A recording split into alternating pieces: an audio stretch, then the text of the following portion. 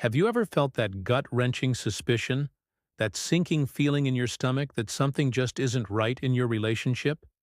You try to dismiss it, telling yourself it's just your imagination, that you're being paranoid. But then, the signs become too obvious to ignore. That was my life for months.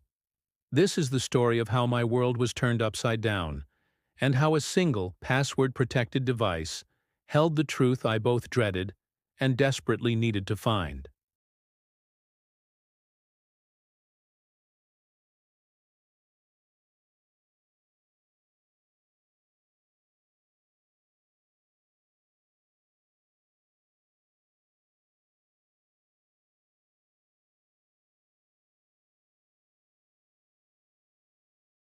Her phone, which used to be left casually on the kitchen counter, was now her constant companion.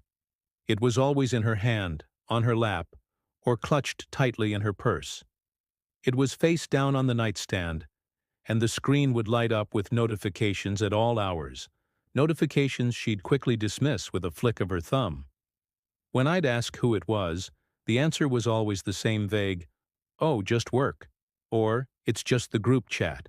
But the way she'd angle the phone away from me, the way her fingers would fly across the screen as she typed, it felt secretive. The distance between us grew. Our conversations became transactional, focused on bills and groceries. The laughter that used to fill our home was replaced by an uncomfortable silence. When I tried to initiate intimacy, she'd often claim she was too tired or had a headache. I started to feel like a stranger in my own home, living with a roommate I barely knew. I tried to talk to her about it. I'd say, "Sarah, I feel like we're drifting apart. Is everything okay?" And that's when the tears would start. Every single time. Her eyes would well up, her voice would crack, and she'd accuse me of not trusting her. "How can you say that? I'm working so hard for us, and you're accusing me of—" "What?"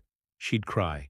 She was so convincing, so genuinely hurt, that I'd immediately feel guilty. I would apologize, pull her into a hug, and tell myself I was the one with the problem. I was being insecure, unsupportive. Her tears were a weapon, and they worked flawlessly every time. They were a shield that deflected all my questions and made me the villain of my own story. This cycle of suspicion, confrontation, tears, and guilt went on for what felt like an eternity. My mental health was taking a nosedive. I couldn't focus at work. I was losing sleep. My friends noticed I was withdrawn and anxious. They'd ask what was wrong, but I was too ashamed to voice my fears. How could I tell them I thought my wife, my Sarah, was cheating on me? It felt like a betrayal just to think it. The breaking point came on a Tuesday. It was our anniversary. I had taken the day off, booked a table at the restaurant where we had our first date, and bought her a necklace she'd been admiring for months. I sent her a text in the morning. "Can't wait to celebrate with you tonight, my love. 7 p.m. at La Trattoria?" Hours went by. No reply. I called her office, and the receptionist, a sweet lady named Carol, said, "Oh, Sarah took the day off today, dear. Said she was feeling under the weather." My blood ran cold. She wasn't at work. She wasn't sick, because she hadn't mentioned it. So where was she? I called her cell, and it went straight to voicemail. I called again, and again. Panic set in. My mind raced through the worst-case scenarios. Had she been in an accident? Was she hurt? But a darker, more cynical voice in the back of my head whispered the truth. She finally came home around 6 p.m. She walked in looking flushed and a little disheveled, and feigned surprise when she saw me. "Oh, honey, you're home early," she said, her voice a little too bright. "I was just out running some errands. I completely forgot what day it was." She forgot our anniversary. The woman who used to circle the date on our calendar and plan for weeks had forgotten. The lie was so lazy, so insulting, it was like she wasn't even trying anymore. That's when I snapped. "Stop it," I said, my voice dangerously calm. "Just stop lying, Sarah." her familiar defense mechanism kicked in. The tears started to flow. "What are you talking about? I just had a busy day and you're attacking me the second I walk in the door," she sobbed. But this time, her tears didn't work. They were like water on stone. I saw them for what they were, a performance. "You weren't at work," I said. "I called. You took the day off. You weren't running errands. Your phone was off.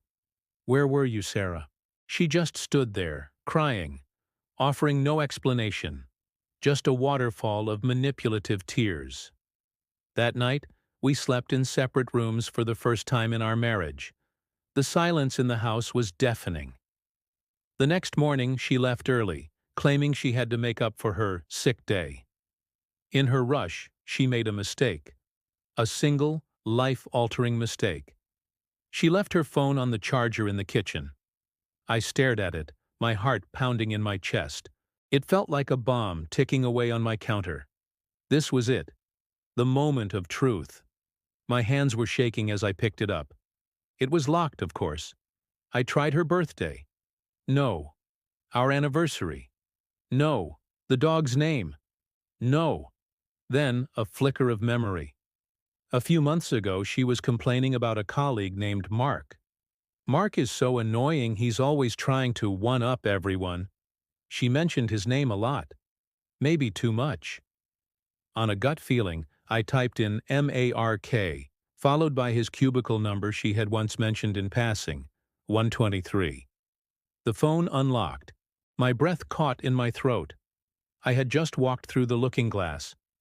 I opened her messages, and there it was. Not just weeks, but months. Months of conversations with Mark at work. But the messages weren't about work. They were filled with, "I miss you," "I can't wait to see you," and heart emojis. They had their own pet names for each other. I saw their plans for yesterday, our anniversary. "Can't wait to have you all to myself for the whole day, beautiful." My stomach churned.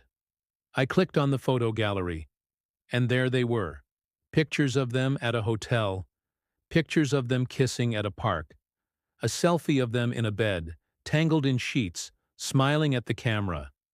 It was a visual record of her betrayal, a gallery of my heartbreak.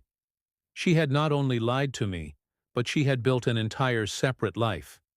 The late nights, the work emergencies, the forgotten anniversary, it all clicked into place. The woman who cried and made me feel like a monster for doubting her was the same woman smiling in another man's arms. Her tears weren't of hurt, but of frustration at being questioned. They were a tool to hide her deception. When she came home that evening, I didn't say a word. I just placed the unlocked phone on the dining room table. The picture of her and Mark displayed on the screen. She saw it. The color drained from her face. For the first time, there were no tears. There was no fake indignation. There was just the cold, hard, ugly truth, reflected in her wide, terrified eyes. The phone had revealed everything her tears had tried so desperately to conceal. Facing betrayal is one of the most painful experiences a person can go through. It shatters your trust, not just in your partner, but in your own judgment. If you're going through something similar, please know you are not alone, and it is not your fault. Seeking support from friends, family, or a professional therapist can make all the difference in navigating these dark waters and finding your way back to the light. Healing is a journey, but it is possible. Thank you so much for listening to my story. It wasn't easy to share, but I hope it can help someone out there who might be feeling that same doubt and confusion I felt.